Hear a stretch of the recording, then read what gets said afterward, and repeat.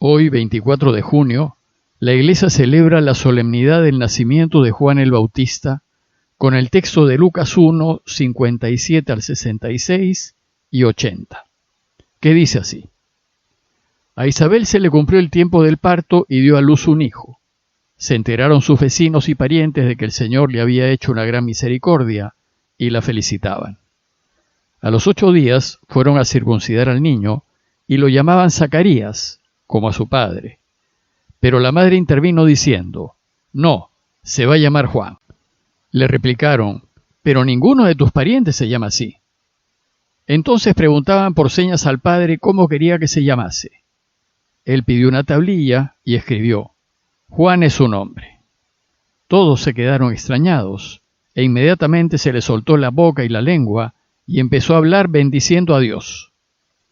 Los vecinos quedaron sobrecogidos, y corrió la noticia por toda la montaña de Judea. Y todos los que oían reflexionaban diciendo: ¿Qué va a ser de este niño? Porque la mano del Señor estaba con él. El niño iba creciendo, y su carácter se afianzaba, y vivió en el desierto hasta que se presentó a Israel. Además de Jesús y de María, Juan Bautista es el único santo cuyo nacimiento celebramos. Normalmente la Iglesia celebra el día de la muerte de un santo por ser el día de su nacimiento a la vida eterna. Pero ¿y por qué la Iglesia le da un honor tan especial a Juan el Bautista? Para responder esta pregunta es necesario entender primero quién fue él. Sin duda, Juan fue un personaje muy destacado en tiempos de Jesús. Los evangelios nos lo presentan con una misión muy clara: anunciar la inminente venida del Mesías, anunciar que el reinado de Dios está cerca. Y por tanto anunciar la urgencia de arrepentirse de los pecados y convertirse, y como señal de esta conversión, la necesidad de bautizarse. La Iglesia entiende que el Bautista anuncia la pronta aparición pública de Jesús y por tanto lo considera su precursor. A Juan se le conoció como el Bautista, pues mediante este gesto preparaba al pueblo para el inicio del reinado de Dios. La conversión, con su consecuente bautismo, prepara el corazón de los hombres para que reciban la buena noticia de Jesús. Juan debió ser sin duda sumamente carismático, fuerte y lleno de energía. Tenía una predicación exigente y desafiante, y a pesar de su genio fuerte, mucha gente lo seguía, pues estaba convencida de que era un profeta y que venía de parte de Dios, y muchos creían en él. Por su mensaje y por su manera de hablar, atraía mucho a la gente. Y entre quienes se sintieron atraídos por su mensaje, estuvo Jesús. Jesús debió quedar impresionado al escuchar a Juan, al punto de decidir hacerse bautizar por él, indicando con ese gesto que también él compartió su mensaje. Juan debió ser tan fuera de serie que la gente pensó que podía ser el Mesías esperado. Pero los evangelios insistirán repetidas veces que él no es el Mesías esperado. Él es solo el precursor, pues el Mesías es Jesús. Y Jesús fue tan grande que el Bautista no es capaz ni siquiera de desatarle la correa de sus sandalias. Sin embargo, los evangelios reconocen que Juan viene de parte de Dios y que es uno de los grandes de Israel. Tanto que Jesús mismo llegará a afirmar que entre los nacidos de mujer no hay ninguno más grande que Juan. Por eso, en la iglesia naciente, Juan tendrá un lugar especial y le dedicará la segunda fiesta más importante del calendario agrícola de la antigüedad, que es el solsticio de invierno del hemisferio sur, a celebrar el nacimiento del Bautista. Pero la fiesta agrícola más importante es el solsticio de invierno en el hemisferio norte, que es 6 meses después del nacimiento de Juan y que cae en Navidad, que es cuando celebramos el nacimiento de Jesús. Recordemos que según Lucas, 6 meses después de anunciarle a Zacarías el nacimiento de Juan, el ángel Gabriel le anunció a María el nacimiento de Jesús. El nacimiento de Juan Bautista nos lo describe Lucas en su primer capítulo, pero el relato se va a concentrar en lo que sucede en torno al nombre que le pondrán. Pero ¿por qué en esta fiesta del nacimiento de Juan la iglesia se concentra en lo sucedido en torno a su nombre? ¿Cuál es la importancia de su nombre? ¿Qué es lo que el texto quiere subrayar? Como saben, en el pueblo de Israel, la imposición del nombre era muy significativo, pues indicaba la misión que el niño tendría en su vida, o más bien expresaba el deseo de los padres para el futuro de su hijo. El nombre Juan, en hebreo, significa Dios es propicio, o Dios ha tenido compasión, ha tenido misericordia.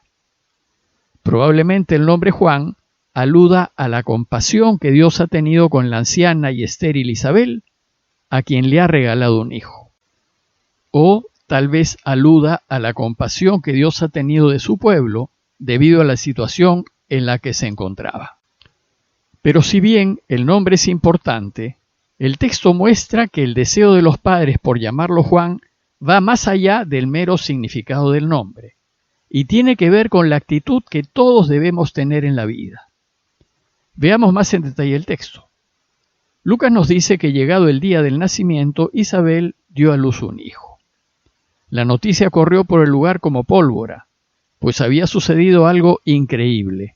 Una anciana, estéril, había dado a luz un niño. Dice el texto que se enteraron sus vecinos y parientes de que el Señor le había hecho una gran misericordia y la felicitaban. Siempre que Dios interviene, produce una alegría extraordinaria. Entonces, siguiendo la costumbre de Israel, cumplidos los 8 días, fueron al templo para circuncidar al niño y ponerle el nombre.